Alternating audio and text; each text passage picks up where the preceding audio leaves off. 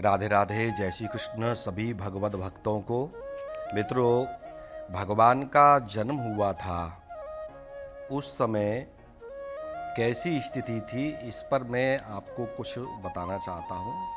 क्योंकि भगवान श्री कृष्ण परमात्मा परब्रह्म, उनके बारे में यह आया है कि वो ही परिपूर्णतम परमात्मा और परब्रह्म थे। ये हमने पढ़ा भी और आप उनकी लीलाओं से दृष्टिगोचर होते हुए देख सकते हो कि उनके अंदर उनमें सभी चीज़ें आपको दिखाई देंगी। जैसे मैं आपको बता रहा हूँ कि भगवान राम त्रेता में भीलनियों को वरदान देते हैं, बोले द्वापर में पूरा होगा। कौशल देश की स्त्रियों को वरदान देते हैं, द्वापर में पूरी होगी इच्छा। जनकपुरी की स्त्रियों को वरदान देते हैं, द्वापर में इच्छा पूरी होगी। अयोध्या की स्त्रियों को वरदान देते हैं, बोले इच्छा आपकी द्वापर में पूरी होगी। राम जी का सोने की सीताओं को वरदान देते हैं, बोले द्वापर में इच्छा पूरी होगी। ये तो बात हुई भगवान राम की। अब बात करता हूं मैं आपको कि जिस वक्त भगवान जलंधर का रूप धारण करके जलंधर को मारते हैं, उस समय पर भी जिन स्त्रियों ने उनको देखा था, जिन सखियों ने देखा था वृंदा की, उन्होंने भगवान से यही मांगा, तो उन्होंने भी कह दिया कि द्वापर में पूरी करूंगा।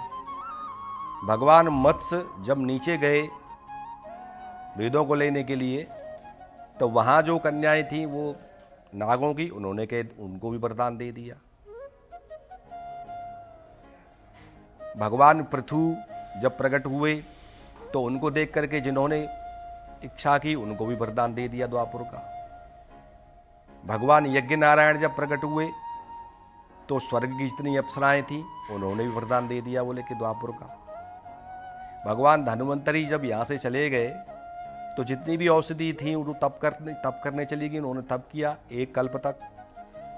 तो भगवान श्री हरि उन्हें भी वरदान दे देते हैं, और द्वापर में तुम जो कर तुम्हारी इच्छा पूरी होगी। भगवान विष्णु वरदान देते हैं, अपने जो उनके वैकुंठ में रहने वाली सभी सखियां हैं, सहचरियां हैं,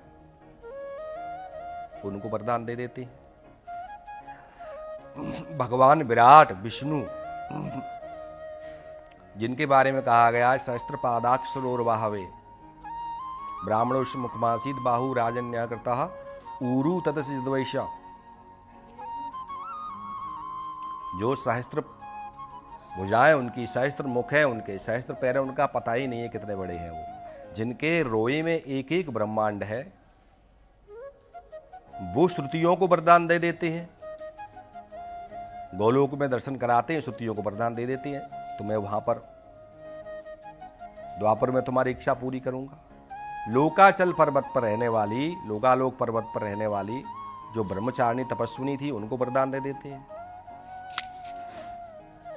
मतलब सारी जितनी भी शक्तियां थी, माता लक्ष्मी की सखियां, उनको भी वरदान दे दिया। महावैकुंठ की सहचरियां, उनको भी वरदान दे दिया। ये चीजें हुई। उसके बाद में सभी शक्तियां, जो दिव्य शक्तियां थी, 6 प्रकार की दिव्य शक्तियां, वो सभी अवतार धारण करके आती हैं। 16,108 जो एक पटरानियां थी, ये कोई स्त्रियां नहीं थी।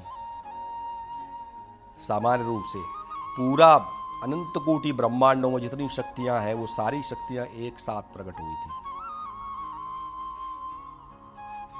दूसरी बात कि जो भी दैत्य थे, सतयुग के लास्ट के दैत्य थे, त्रेता के दैत्य थे पूरे, और जो द्वापर में अंत में भगवान का अवतार हुआ है एकदम कलयुग आने पर, तो वहां पर द्वापर के भी सभी दैत्य थे, राक्षस दैत्य असुर जितने भी थे, सब इकट्ठे होकर के प्रकट हो गए, एक साथ प्रकट हुए, वो सभी एक साथ। ये दिखाता है कि ब्रह्म है श्री कृष्ण। उन्होंने ज्ञान का उपदेश दिया, गीता आ गई साहब। जानते हो शांति पर्व में लिखा हुआ, जब धृतराष्ट्र पूछते हैं कि इस युद्ध में कितने योद्धाओं की मृत्यु हो गई, तो बोले 1 अरब। विचार कीजिए, 1 अरब मर चुके थे उस युद्ध में। भगवान ने तो चक्र से उठाया ही नहीं, चक्र को 17 बार मथुरा पर आक्रमण करता है जरासंध।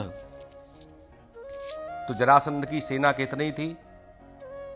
बोले कम से कम 12 लाख सैनिक लेकर के आता था एक बार में। वो 56 करोड़ यदुवंशी थे।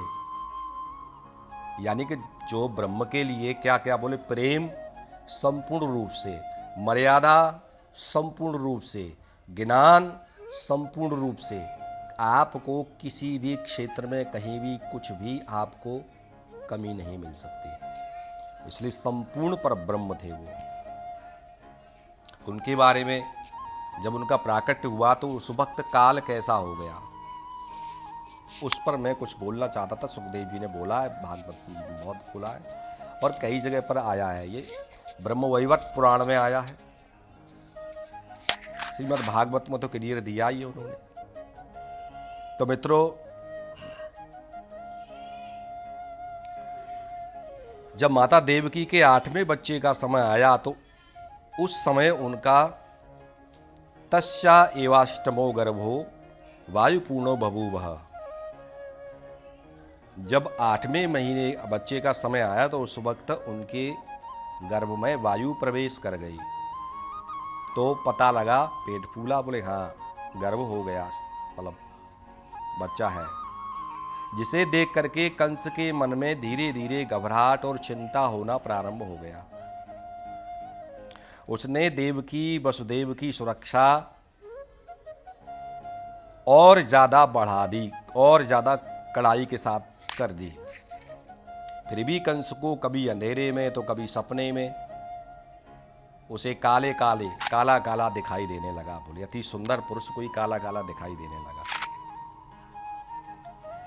गते च नवमे मासे दसवें समुपस्थिते। जैसे ही माता देवकी के गर्भ को 9वां महीना बीत रहा था और 10वां महीना आ रहा था, वैसे वैसे कंस का अत्याचार और भी तेजी से बढ़ रहा था। कंस साधारण नहीं था मित्रों। जरासंध से युद्ध किया कंस ने। न जरासंध हारा और ना ही कंस हारा।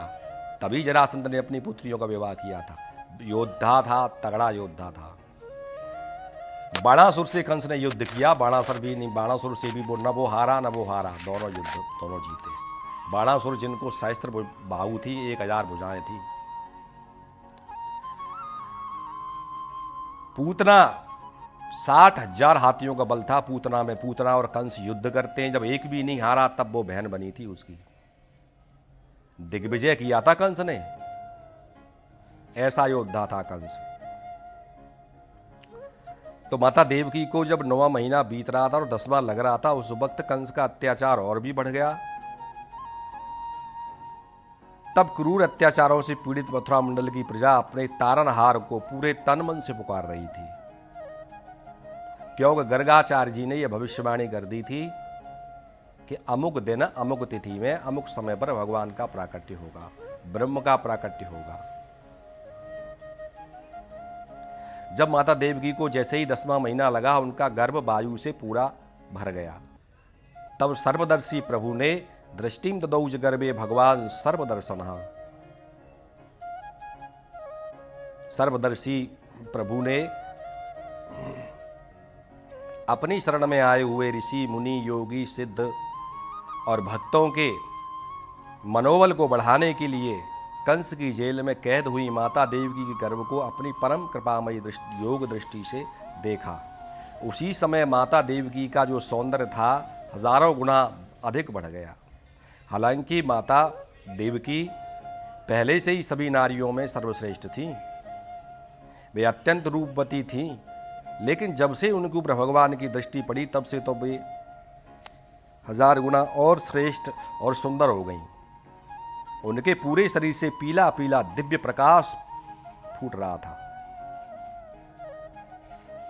उस समय माता देवकी की ज्योति ज्योतिर्मयी मूर्ति के समान, देवकी की ज्योति मूर्ति के समान दिखाई दे रही थी, जैसे कोई किसी मूर्ति से पीला पीला प्रकाश, दिव्य प्रकाश निकल रहा हो। उनको जिस कक्ष में बंदी बनाकर रखा था मित्रों, वो कमरा भी प्रकाश से भर गया।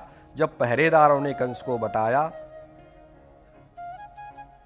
कि महाराज महाराज, अरे जेल में तो बहुत तेज प्रकाश हो रहा है, हमारे महलों में नहीं है इतना जोर का प्रकाश, जेलों में हो रहा है पीला पीला प्रकाश। कंस सुनते ही घबराया और घबराते हुए जल्दबाजी में बौखलाहट में दौड़कर आया, और जैसे ही कंस की नजर माता देवकी पर पड़ी, कंस की आंखें फटी की फटी रह गईं। कंस डर के मारे पीला पड़ गया, ऐसा लगा रहा था मानो कंस को लकवा ही मार गया हो। जब उसके मंत्रिमंडल चांडूर ने महाराज महाराज महाराज कह के कंस को हिलाया, तब कंस को होश आया और कंस कपकपाते हुए चिल्लाते हुए जोर से कहने लगा, चांडूर, इसको शीघ्र ही 7 दरवाजों के भीतर बंद करो। उसी समय वसुदेव देवकी को 7 दरवाजों के भीतर 7 तालों के भीतर बंद कर दिया और 1000 पहरेदारों को बैठा दिया। माता देवकी के कक्ष में कंस ने 4 दाई भी भेज दी थी। मित्रों, जैसे ही माता देवकी का गर्भ वायु से पूरा भर गया, उस समय पर शिव ब्रह्मा आदि सभी देवता पर ब्रह्म परमात्मा की स्तुति करने लगे। सत्याव्रतम सत्यपरम त्रिसत्यम सत्यस्य योनिं निहतं च सत्ये सत्यस्य सत्यं हृतसत्यनेत्रम् सत्यात्मकं त्वां शरणं प्रपन्नः। ध्यान देना मित्रों, यहां पर सत्य शब्द का प्रयोग सभी देवताओं ने 9 बार किया है और 9 का जो अंक है वो भी परिपूर्णतम है। आप 9 के अंक को परिपूर्णतम कर सकते हो। आप 9 का पहाड़ा पढ़ोगे, 9 दूनी 18, 8 1 9, 9 ती 27, 7 2 9, 9 ती 36, 6 3 9, 9 ती 27, 7 2 9, 9 चौक 36, 6 3 9, 9 पंजे 45, 4 5 9, 9 छक्के 54, 5 4 9, 9 7 63, 6 3 9, 9 8 72, 7 2 9 और 9 नाम 81, 8 1 9, 9 धाए 90, अर्थात 9 का अंक ही पूर्ण है। 9 के बाद फिर शून्य की गिनती आती है।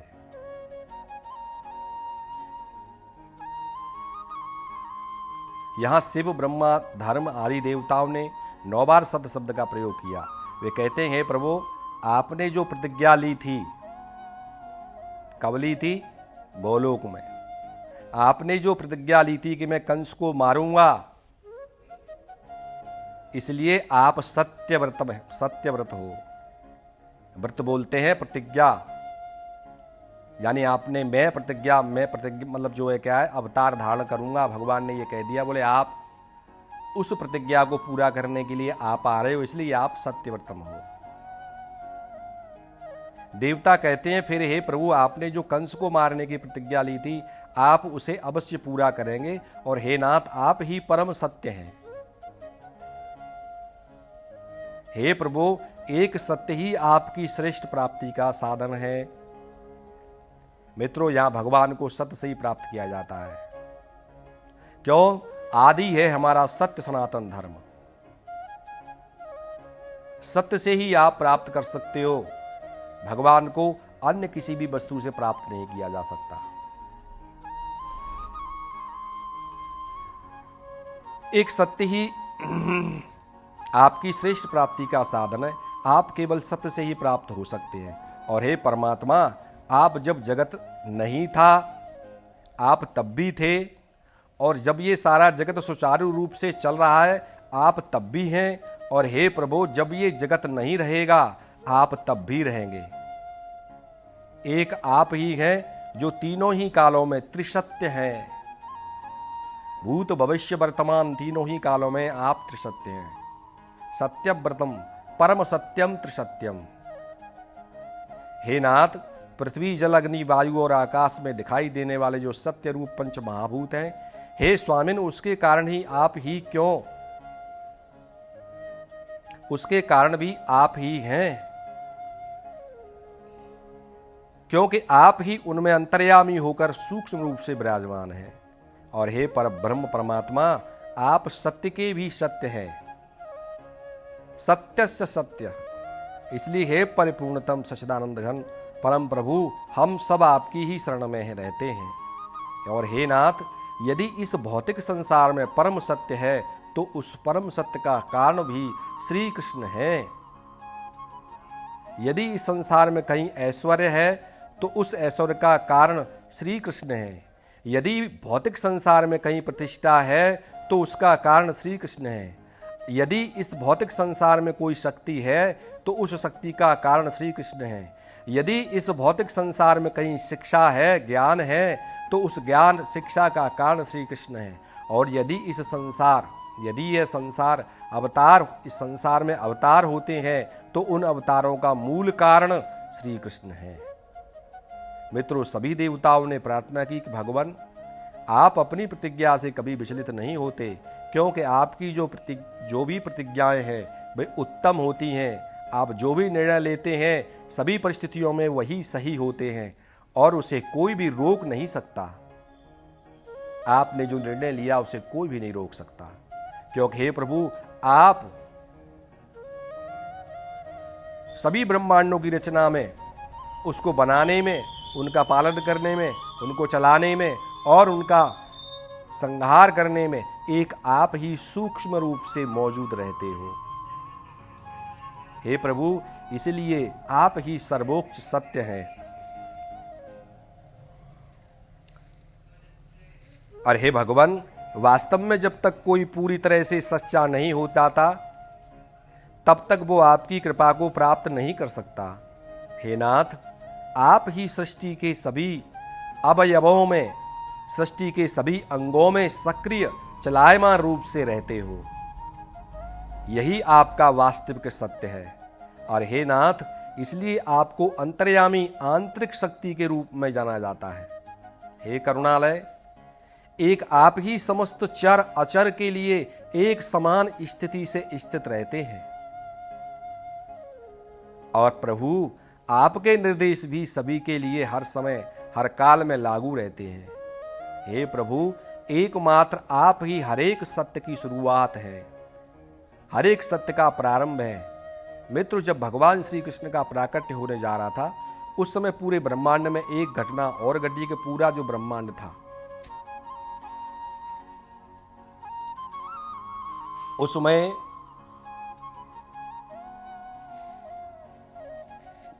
जितने ब्रह्मांड थे उनके अंदर स्वर्ग आदि सभी सातों लोकों में ये दिव्य प्रकार की आभा बिखरती हुई चली आई।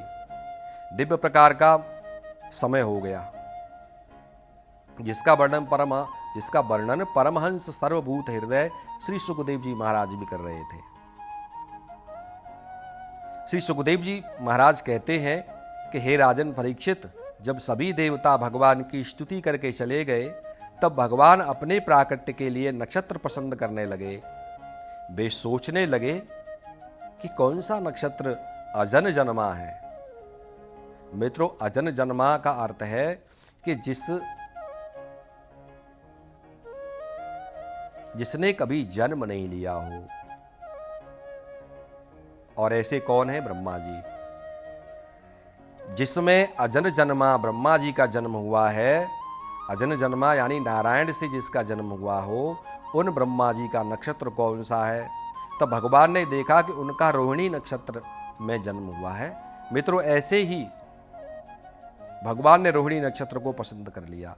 उसी समय पूरे ब्रह्मांड में काल यानी समय कोलाहल करने लगा, नाचने लगा और सबको आदेश देने लगा। उसने अति प्रसन्न होकर अपने अंदर छिपे हुए सभी शुभ गुणों को शीघ्रता से प्रकट करना, उजागर करना चालू कर दिया। काल के गुण हैं मित्रों, दिशाएं, दसों दिशाएं, सभी ऋतु, पंच महाभूत, पृथ्वी, जल, आकाश, वायु, पशु, पक्षी, सब मनुष्य आदि सब काल के वशीभूत रहते हैं। कहते हैं ना कि जब सही समय आता है तो मिट्टी को छूने पर सोना बन जाती है, और जब समय अच्छा नहीं होता तो ऊंट पे बैठे हुए व्यक्ति को भी कुत्ता काट लेता है। तो मित्रों, पृथ्वी के ऊपर काल के 5वें अधिपति चंद्रमा हैं। काल ने चंद्रमा को प्रेरित किया कि परिपूर्णतम परमात्मा का प्राकट्य रोहिणी नक्षत्र में होने वाला है। काल की आज्ञा सुनकर चंद्रमा अपनी सबसे प्रिय पत्नी रोहिणी के साथ भगवान की स्तुति करते हुए कहने लगे, आहा, धन्य है ही कमल नयन, एक आप ही तो सत्यव्रत हैं। आपने मुझे मेरे वंश में प्रकट होने का पूर्व में जो वरदान दिया था, हे प्रभु, आप आज उसे पूरा करने जा रहे हैं। इसके लिए मैं अपने पूरे परिवार कुटुंब के साथ आपका सदा ही ऋणी रहूंगा। हे अकारण करुणालय, आपने तो मेरी परम प्रियतमा रोहिणी पर भी कृपा कर दी। आज मेरा जो कुल है वो धन्य है गयो प्रभु। आज मेरे करोड़ों जन्मों का जो दुख था कि मैं क्षीण हो जाता हूं, उसे भी मिटा दिया। आपकी जय हो। क्योंकि आज से मैं आपने कृष्ण पक्ष रख दिया इसका नाम। जब मैं क्षीण होता था तो काला काला कहते थे लोग मुझे, लेकिन आपने कृष्ण पक्ष बना दिया इसको। मित्रों, सुखदेव जी आगे कहने लगे कि हे परीक्षित, प्रमुख रूप से यह संसार भगवान की 2 पत्नियों को ही अधिक जानता है और मानता भी है। एक है श्रीदेवी लक्ष्मी जी और दूसरी है भूदेवी पृथ्वी माता। 2 ही माताओं को ज्यादा जानता है। परीक्षित, जैसे ही भूदेवी पृथ्वी को यह पता चला कि आज मेरे पति आ रहे हैं, सुखदेव जी बोले, राजन, मही मंगल भूयिष्ठ। परिपूर्ण परमात्मा के प्राकट्य के समय भूमि श्रृंगार करके प्रभु के आने का इंतजार करने लगी। उनके स्वागत में क्या क्या करने लगी, कैसा श्रृंगार किया माने। उन्होंने हरे भरे सुंदर सुंदर वृक्षों की साड़ी पहन रखी थी और वे उस साड़ी में उन्होंने उस साड़ी में लाल फूल, लाल पीले सफेद नीले गुलाबी हजारों रंग के फूलों को खिला रखा था। उन्होंने सफेद लाल काले पीले पर्वतों की सतरंगी करधनी पहन रखी थी। तो उन्होंने गंगा, जमुना, गोदावरी, सरस्वती, नर्मदा, सिंधु, कावेरी आदि नदियों की उज्ज्वल मांग भर रखी थी। तो उन्होंने हिंद प्रशांत आदि 7 सागरों का अपने वक्षस्थल, अपने गले में हार पहन रखा था। उन्होंने अपने पैरों में झींगुर, तितली, मधुमक्खी, भंवरा, तिलचट्टा, मक्खी, मच्छर, मेढक आदि जीवों के मधुर ध्वनि करने वाले नूपुर पाजेब पहन रखी थी। तो माता पृथ्वी पूरी तरह से सुहाग के चिन्हों को धारण करके और पुत्र मंगल को अपनी गोद में लेकर अपने प्राणनाथ का स्वागत करने के लिए अति आनंदित होकर नई नवेली दुल्हन की तरह लग रही थी। माता ने अपने अंदर छुपे हुए श्रृंगार रस के अन्य सभी सद्गुणों को भी उजागर कर दिया था। सुखदेव जी आगे कहते हैं कि हे राजन परीक्षित, भगवान श्री कृष्ण स्वयं ही काल के नियंता हैं, पर आज जब काल को पता चला कि परिपूर्णतम भगवान आ रहे हैं, तब उसने ऋतुओं, दिशाओं, पंचभूतों, सूर्य, चंद्र तथा आकाश, गंगा आदि में शुभता को प्रकट कर दिया। मित्रों, ये काल ही नित्य हर दिन कहीं मिटाता है तो कहीं बनाता रहता है। ये काल बिना रुके हर दिन सृजन और संहार करने में लगा रहता है।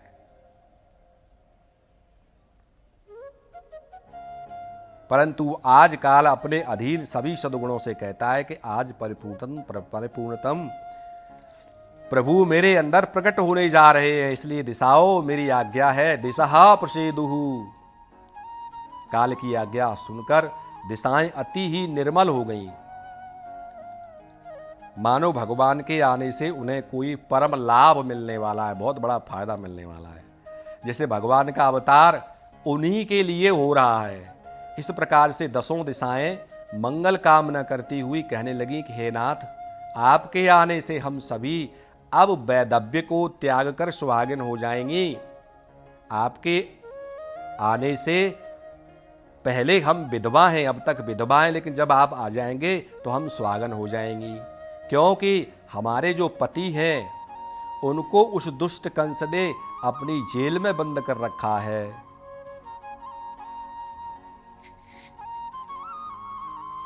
सो अब जेल से छूटते ही हम फिर से सुहागन हो जाएंगी।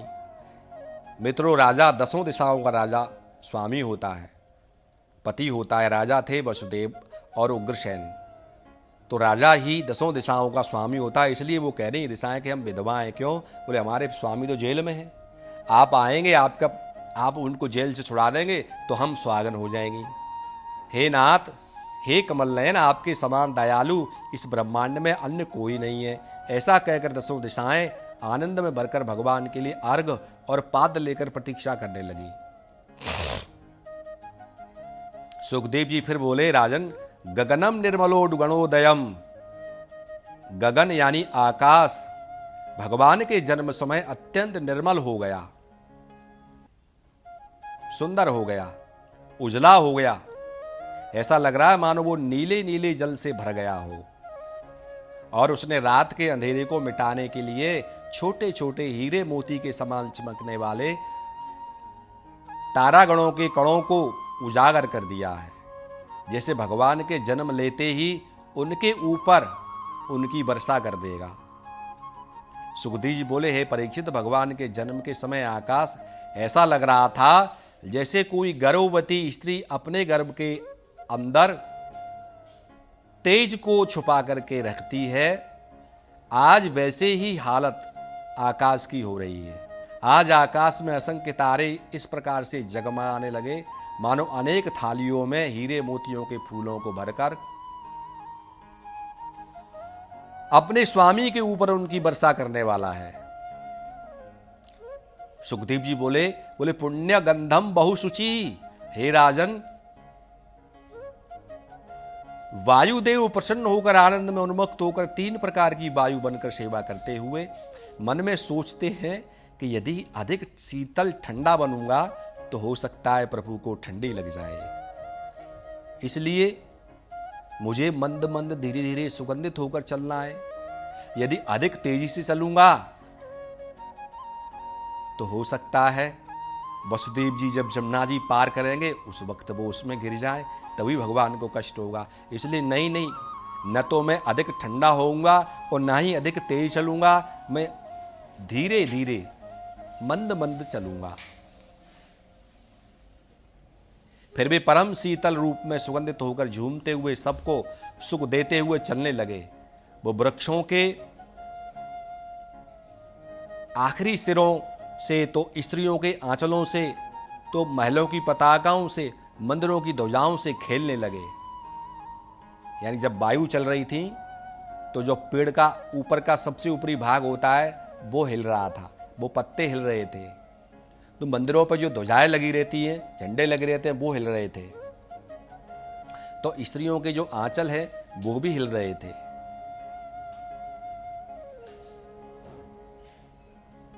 वहां पर ये कहते हैं सुखदेव जी, बोले राजन, ऐसा लग रहा है वायु जैसे नाच रहे हैं, खेल रहे हैं, मतलब उत्सव मना रहे हैं। मित्र सुखदेव जी आगे कहते हैं कि वायु की क्रिया को जैसे ही जलधर मेघों ने देखा, बादलों ने देखा, तो वो भी मगन हो गए कि आज हमारे सगे संबंधी यानी हमारे समान रंग वाले घनश्याम, घन कहते हैं बादलों को और श्याम कहते हैं भगवान को, बोले घनश्याम आ रहे हैं। तब मेघ भी जगर चूरनु सागरम यानी मंद मंद जलधारा से बरसने लगे। मित्रों, एक समय सभी बादल इकट्ठे होकर समुद्र में सागर के पास आए और कहने लगे कि तुम्हारे भीतर हमारे प्रभु शयन करते हैं। क्षीर सागर के पास पहुंचे, बोले ऐसा है, आपके अंदर हमारे भगवान शयन करते हैं, कृपा करके आप हमें उनके दर्शन करा दीजिए। तो समुद्र ने कहा, देखो बादलों, तुम्हारा हृदय खारी है, क्यों? उसमें खारी जल भरा रहता है। पहले तुम हृदय को साफ करोगे तो ही मैं तुम्हें दर्शन दूंगा। ऐसा करो, इस खारी पानी को मीठा बना करके बरसाओ संसार के ऊपर, तो तुम्हारा हृदय मीठा हो जाएगा और मैं तुम्हें दर्शन करा दूंगा। बादल बेचारे मुंह लटकाए चले गए, उन्होंने नहीं बरसाया। नीले नीले मेघ वहां से चले गए, लेकिन वे बरसे नहीं।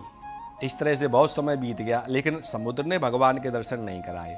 बादलों ने बहुत प्रतीक्षा की। आज मेघों ने देखा कि भगवान स्वयं हमारे जैसा मेघ श्याम स्वरूप धारण करके अवतरित होने जा रहे हैं। तब मेघों ने आज समुद्र के ऊपर जाकर मंद मंद स्वर से गर्जना करते हुए वो गर्ज रहे कि देखो तुम क्या कह रहे थे, दर्शन नहीं कराओगे। आज हमारे प्रभु हमारे नाम को, हमारे रंग को धारण करके आ रहे हैं। गर्जना करते हुए नन्ही नन्ही फुहारों से बरसते हुए आपस में कहने लगे, देखो सांवर्तक, तुम हम सब से बड़े हो और तुम्हारे अंदर जल भी ज्यादा भरा है, इसलिए तुम मोटी मोटी धाराओं के साथ मत बरसना। मैंने पिताश्री से सुना था कि प्रभु मथुरा में प्रकट होकर गोकुल में जाएंगे, तब उनको अधिक वर्षा से ठंड लग सकती है, इसलिए सब नन्ही नन्ही फुहार और बूंदों के साथ ही वर्षा करना। मित्र भगवान सुखदेव परीक्षित से फिर बोले कि राजन, जैसे जैसे भगवान श्री कृष्ण के प्राकट्य का समय नजदीक आने लगा, सातों ही समुद्र अपनी ऊंची ऊंची लहरों से गर्जना करते हुए चारों ओर उछलने लगे, मानो आज समुद्र भी नाच रहे हैं। सभी समुद्र आज गर्व में भरे हुए हैं, क्योंकि आज उनके दामाद का प्राकट्य होने जा रहा है। समुद्रों के दामाद हैं भगवान। क्यों? बोले समुद्रों की जो पुत्री है माता लक्ष्मी है, और लक्ष्मी के कांत है भगवान। इसलिए समुद्र कह रहे हैं कि आज हमारे दामाद प्रकट हो रहे हैं, तो भैया आज तो हम उत्सव करेंगे। इधर सुखदेव जी बोले, राजन समुद्र तो नाच ही रहे थे, लेकिन नदी कैसे पीछे रहेंगी? नद्या प्रसन्न सलिला। सुखदेव जी बोले, राजन नदियों को जो सौभाग्य किसी भी अवतार में नहीं मिला, जितना भगवान श्री कृष्ण के अवतार में मिला।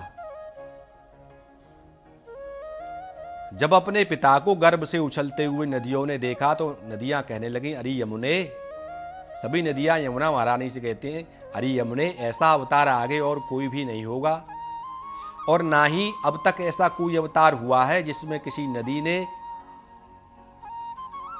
नदी से और भगवान का विवाह हुआ हो। हे सखी, ये अवतार भगवान हमें बढ़ाई देने के लिए धारण कर रहे हैं, क्योंकि आज हमारे स्वामी ने अपनी दयालुता को बताया है, अन्यथा हमने तो कोई जप तप कभी किया ही नहीं जिसके बल पर प्रभु हमें अपनी पत्नी बनाए। ये तो उनकी निस्वार्थ कृपा है जो हमारी कालिंदी यमुना के ऊपर बरसने वाली है। हमारी कालिंदी यमुना को पटरानी बनाएंगे।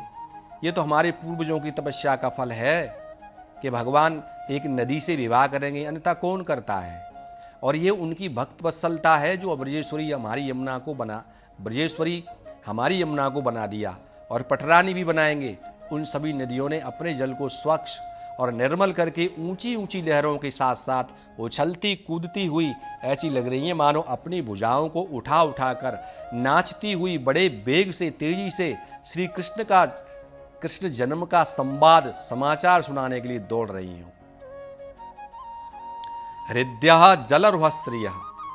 सुखदेव जी बोले, हे परीक्षित, जब नदियों को इस प्रकार से देखा तो जो कुंड थे, सरोवरें थी, झील थी, तालाब थे, वो पीछे कहां रहने वाले हैं। उनमें अति कोलाहल होने लगा, जैसे किसी के विवाह के समय होता है। अक्सर करके आप देखते होंगे मित्रों, जब किसी के यहाँ विवाह होता है तो उसके पड़ोस में भी बहुत प्रसन्नता का माहौल रहता है, और विवाह का सही माहौल उधर भी रहता है, तब उसके आस पड़ोस में भी लोग प्रसन्नता होती है। वैसे ही आज तालाबों की, झीलों के, कुंडों के, सरोवरों के जल रूपी हृदय में अनेकों रंग के नीले पीले लाल सफेद कमल खिल गए। अपने जमाई भगवान श्री कृष्ण को देखने के लिए जो कलियां बंद थीं, उनको सुबह सूर्योदय के समय खिलना था, लेकिन नहीं, वे बिना सूर्योदय के ही कली खिल गईं। बिना ही सूर्योदय हुए सभी कलियां खिल गईं, और व्यग्र भाव में, जल्दबाजी में, घबराकर, आतुर मन से जब वे कलियां एक दूसरे से आपस में स्पर्श करती हैं, एक दूसरे को छूती हैं, तब शर्म से लजाने लगती हैं कि न जाने किसके भाग्य में उनका दर्शन करना लिखा होगा। तो दूसरी कली कहती है कि क्या पता उनके दर्शन होंगे भी या नहीं। तो अन्य कलियां कहती हैं, अरे सखियो, दर्शन नहीं हुए तो क्या हुआ, हम अपनी सुगंध से अपने प्रिय जामाता को प्रसन्न तो कर ही सकती हैं, हमारे लिए यही परम सौभाग्य होगा। यह कहकर कलियों ने सभी सरोवरों से भीनी भीनी सुगंध चारों ओर फैला दी। जब सभी भगवान श्री कृष्ण की स्वागत की तैयारी कर रहे हैं तो अग्निदेव कैसे पीछे रहते। अग्निदेव ने देखा कि जिन ब्राह्मणों के हवन कुंडों की अग्नियां दुष्ट कंस के अत्याचारियों ने बुझा दी थी, उन सभी अग्नि कुंडों की अग्नियां अकस्मात एक साथ ही जल उठी। उन कुंड में पड़ी हुई समिधा जब जलने लगी तो चारों तरफ से सुगंधी ऐसे फैल गई, इतना वातावरण हो गया सुगंधित को उसे देख करके कंस के जो लोग थे वो घबराने लगे, बोले ये क्या हुआ, हमने तो पानी डाल दिया था इसमें। और जब अग्नियों को देखा ब्राह्मणों ने तो ब्राह्मण फिर वहां पर प्रारंभ हो गए। ब्राह्मण वहां पर वेद मंत्र से फिर प्रारंभ कर दिया उन्होंने। स्वस्ति न इंद्रो वृद्धस्रवाः, स्वस्ति वाचन चलने लगा ब्राह्मणों का। मित्रों, भगवान श्री कृष्ण के शुभ आगमन को सुनकर सभी वनों उपवनों में भी सभी छोटे बड़े वृक्ष अपनी सजावट करने लगे। बोले ऐसा है, ये नदी नाच रही है, सरोवरों से फूलों की गंध आ रही है, तो हम क्यों पीछे रहे, हम क्यों पीछे रहेंगे। क्यों, बोले हमारे वंश के जो स्वामी हैं चंद्रमा, जब उनके नाम को उन्होंने धारण कर लिया तो हम पीछे कैसे रह सकते हैं, हमारे वंश में भी तो भगवान आ रहे हैं। मित्रों, भगवान चंद्र की पुत्री थी, उससे ही इन वृक्षों का जन्म हुआ था। तो सभी वनों उपवनों में भी सभी छोटे बड़े वृक्ष अपनी सजावट करने लगे। सभी पेड़ों ने अपने सूखे पत्ते झड़ार दिए, सूखे पत्ते जितने भी थे वो सब हटा दिए और नए नए कोमल कोमल पीले पीले पल्लवों को धारण कर लिया। जो नई नई पत्तियां आती हैं कोमल कोमल, सबके ऊपर नई नई पत्तियां आ गई और एक साथ आई। जो पेड़ सूखने जा रहे थे आज भी हरे भरे हो गए, उनके ऊपर भी नई नई कोमल नए नए पत्ते आ गए। पत्ते भी कैसे आए थे, हल्के पीले हल्के लाल सिंदूरी कलर के, नए नए बच्चे हुए एक साथ। कदम के पेड़ों पर सुगंधित फूल खिले उठे, लीजिए। हर श्रृंगार के पेड़ सिंदूरी फूलों से लद गए, पूरे ढक गए। तो सेवंतिका के छोटे छोटे पेड़ पीले पीले फूलों से लद गए, महकने लगे।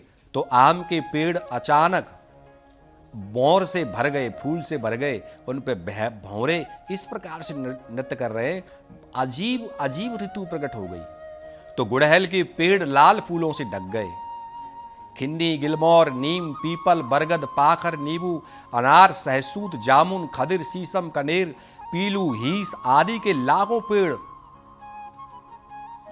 फलों से, फूलों से और पत्तों से छा रहे हैं।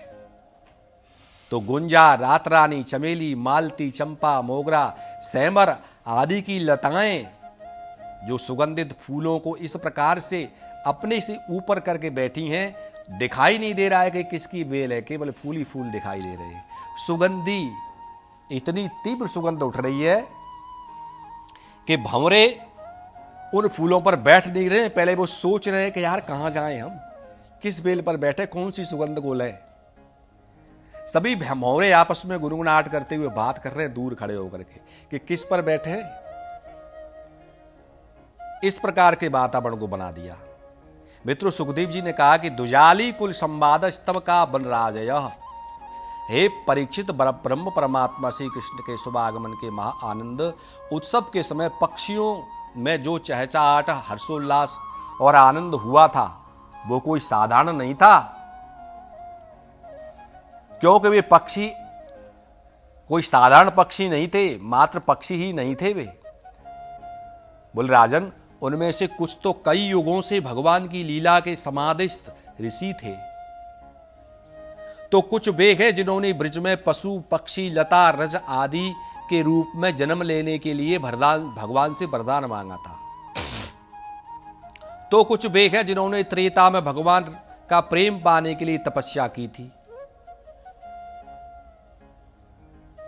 वे सभी भक्त ऋषि मुनि हैं जिन्होंने मुक्ति को भी ठुकरा दिया था।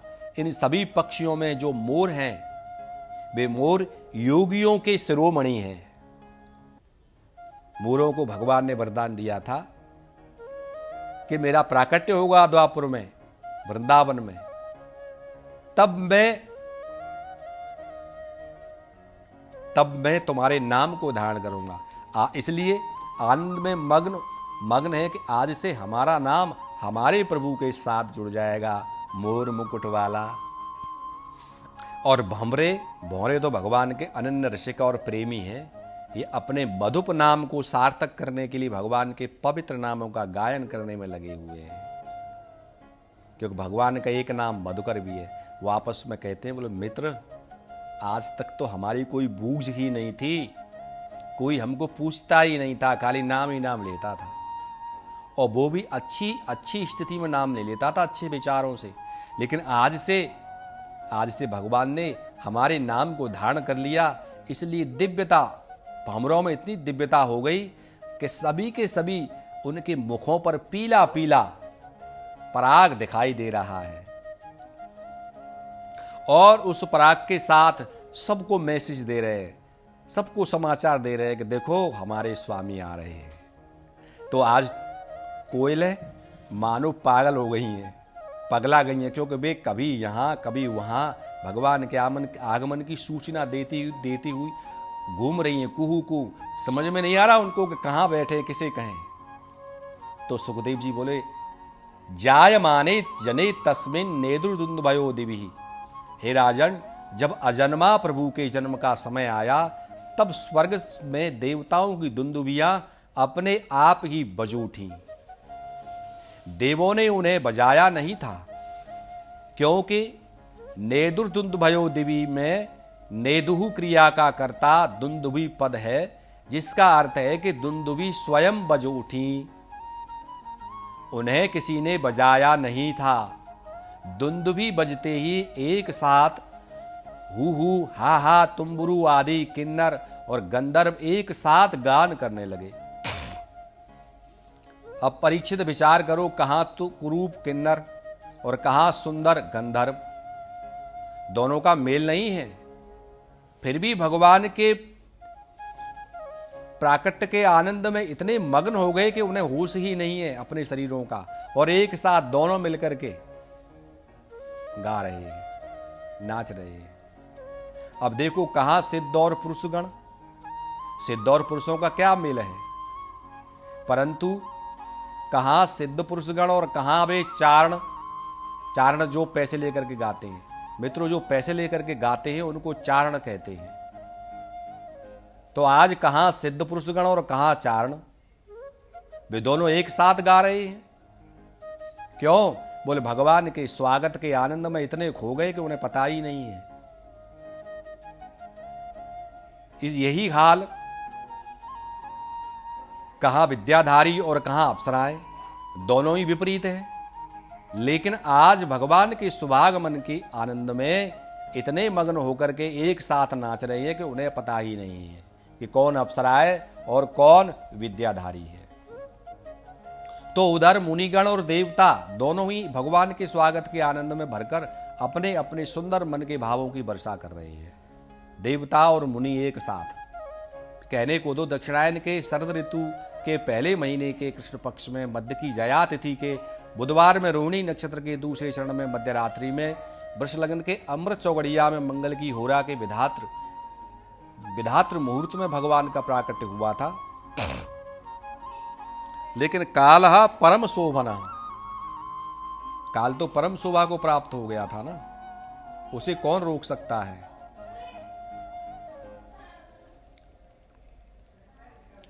राधे राधे। जय श्री कृष्ण। मित्रों, यदि आपको कुछ कहना हो तो आप कह सकते हैं। जहां तक मेरी बुद्धि पहुंची, मैंने भगवान के प्राकट्य उत्सव का वातावरण और समय आपको सुनाया है। राधे राधे, जय श्री कृष्ण।